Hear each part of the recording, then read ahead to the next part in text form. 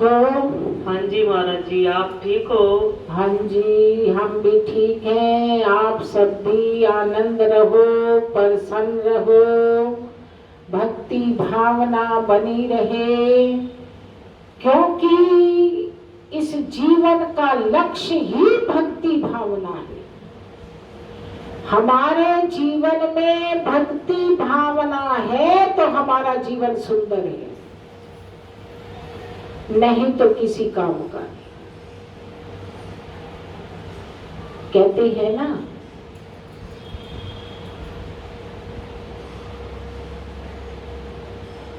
बड़ा हुआ तो क्या हुआ, जैसे फल खजूर, पंथी को छाया नहीं, फल लागे अति दूर। जीवन मिला भी सही, और इतना ऊंचा जीवन मिलके फिर हमें कोई लाभ ना हुआ। जैसे खजूर का वृक्ष होता है, बड़ा लंबा, बड़ा ऊंचा, ना तो वो राही को छाया दे सकता है और ना ही राही फल खा सकता है, उसका क्या फायदा हुआ है? हमारे जीवन में से किसी को लाभ होना चाहिए, हमारे जीवन से किसी को सुख पहुंचना चाहिए। वो जीवन बड़ा अच्छा है जो किसी को सुख दे सके। मगर याद रखना, सुख वही देगा जिसके अंदर भक्ति की बातें होंगी, और कोई नहीं है। भक्ति वाला ही सुख देने का प्रयास करता है। मेरे व्यवहार से सारे सुखी रहें। रामायण के अंदर तुलसीदास जी ने दुष्टों की भी बात कही और संतों की बात भी कही। संत कैसे होते हैं, दुष्ट कैसे होते हैं? संत तो अपनी चमड़ी उधेड़ के भी दूसरे को सुख देना चाहते हैं, और असंत वो क्या करते हैं? उनका प्रमाण बताया एक छोटा सा, कि वो कैसे होते हैं।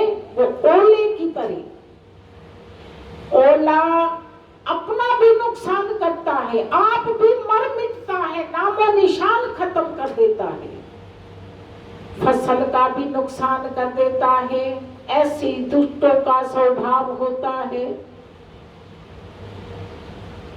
और अपना नामो निशान खत्म करके दूसरों को दुख देते। और संत क्या करते हैं? अपना सुख दे के दूसरों को, आप दुख सहन करके दूसरे को सुख देना चाहते हैं, तो ऐसा करते हैं। तो इसलिए देखो हम कौन सी गिनती में हैं, हमारा नाम कहाँ आएगा? जरा देखिए, अपने अपने अंदर विचारिए। भक्ति की लाइन पकड़िए, भक्ति की, जहां सुख है, जहां आनंद है। काकभूषुंड ने कौवे के रूप में भगवान से भक्ति मांगी, और हम तो इंसान हैं, और हम इंसान होके अगर भक्ति से भरपूर नहीं होते तो हमारा जीवन किसी काम का नहीं, किसी लेखे का नहीं। कहते हैं संत नदी और मेघला, चले विहंगम चाल, तुलसी जहाँ जहाँ पग धरे, तहाँ तहाँ करत निहाल। संत नदी और बादल जहां भी जाते हैं, वो सबको हरा भरा करते चले जाते हैं। ऐसे ही जीवन होना चाहिए। जहां से भी हम गुजरे, हमारे जीवन से सबको सुख मिले, सबको चैन मिले, सबको आनंद मिले। क्योंकि एक बार की बात, एक कुम्हार ने मिट्टी तैयार की। जब कुम्हार बर्तन बनाता है ना, तो मिट्टी को तैयार करने के लिए उसको समय लगता है। उसे पीटता भी है, उसे रौंदता भी है, उसको पानी में भी गलाता है, मिक्स कर देता है, बिल्कुल एक जान हो जाती है। फिर उससे जो है ना, वो जो कुछ बनाता है वो तैयार है। तो एक कुम्हार ने एक मिट्टी तैयार करके चिलम बनाई। चिलम तैयार की और फिर क्या हुआ, मन का भाव बदल गया, चिलम तोड़ दी। फिर उसी मिट्टी से क्या बनाई, सुराही। मिट्टी ने पूछा क्या बात, बोले भाई मेरा विचार बदल गया, मैं पहले चिलम बना रहा था, चिलम बनाते बनाते मेरे मन का विचार बदला, सुराही बनाने लग गया। मिट्टी ने कहा तेरी तो मति बदली, मेरी जिंदगी बदल गई। बोल श्री गुरु महाराज की जय। क्यों? अगर मैं बनती चिलम, मैं आप भी तपती रहती सारा दिन, औरों को भी तपाती रहती। और अब मैं सुराही बन रही हूं, मैं आप भी ठंडी ठंडी रहूंगी, मैं औरों को भी ठंडक दूंगी, शांति दूंगी। पानी पीने से प्यास बुझती है, बड़ा अच्छा लगता है? पानी के बिना नहीं रहा जाता। ठंडा ठंडा पानी जब मिल जाता है तसल्ली हो जाती है।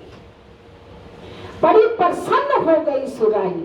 वाह वाह, अरे बनाने वाले, तेरी तो मति बदली मगर मेरी जिंदगी बदल गई। देखिए, बात थोड़ी सी होती है, अर्थ बड़ा गहरा होता है। संत इसी तरह वो चिलम से भी क्या बना देते हैं, सुराही। वो जिंदगी बदल देते हैं, वो विचारों को बदल देते हैं, वो व्यवहार बदल देते हैं, वो सुंदर सा जीना सिखा देते हैं। वो दुष्ट बुद्धि से भी एक संत वृत्ति बना देते हैं। कितनी कृपा होती है। ये सत्संग का प्रभाव है। रामायण के अंदर बताया, कौवा कोयल बन जाता है, बगुला हंस बन जाता है। क्या रंग बदलता है? विचार बदलते। काला है तो कौवा काला रहेगा, मगर विचार तब्दील होते हैं। कौवे वाली वृत्ति काम काम वाली, काटने वाली वृत्ति छूट जाएगी, और जिसकी काटने वाली वृत्ति छूट जाती है वही तो तब्दील होता है, वही तो बदल गया, उसी का तो जीवन बन गया।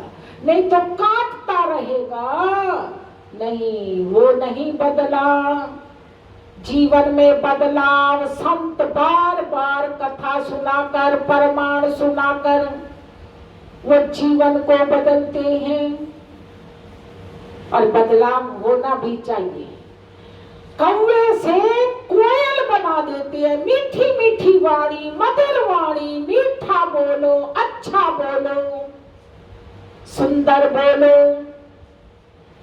जब ऐसी वाणी बदल जाती है, वो क्या बन गया, कौवे से कोयल। कोयल की वाणी सुनने के लिए लोग बागों में जाते हैं, और कौवा घर में आके बोलता है तो पत्थर मार के उड़ा देते। जब बगुला हंस हो जाता है, बगुले का रंग बाहर का सफेद है, हंस का भी सफेद है। हंस अंदर बाहर से सफेद है, उसका हृदय भी सफेद है। और बगला बाहर से सफेद है, अंदर का काला है। संत सत्संग सुना के, कथाएं सुना सुना के, प्रमाण दे दे के, अरे क्यों नहीं बदलते, कब तब्दीली आएगी? वो बगले से हंस बना देते हैं। बगला मछली पकड़ने के लिए ऐसा बैठा होता है जैसे समाधि लगाए बैठा है, आंखें बंद करके, मगर अंदर ख्याल किसका होता है? मछली का। संत यही बदलते हैं कि मछली का ध्यान ना कर, राम राम जप। जब राम राम का जाप करेगा ना, तब तेरा जीवन पलट जाएगा।